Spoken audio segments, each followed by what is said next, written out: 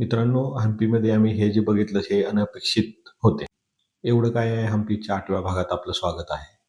हंपीमध्ये Atal Bihari Vajpayee zoo आहे. हे आम्ही मॅपवरती सर्च केल्यावरती आम्हाला समजलं. त्याच्यानंतर आम्ही तिथे गेलो आणि तिकीट काढलं. आम्ही ओपन जीप सफारी घेतली. 3000 रुपये त्याचे चार्जेस 1 तासासाठी होते.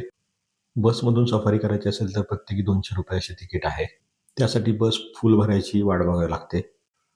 आत गेल्यानंतर आम्हाला वाघ, सिंह, हरिण असे दिसले.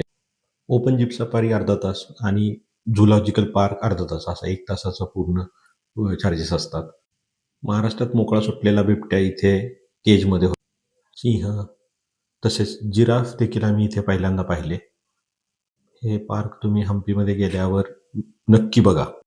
हंपीच्या व्हिडिओला दिलेल्या प्रतिसादाबद्दल खूप खूप धन्यवाद.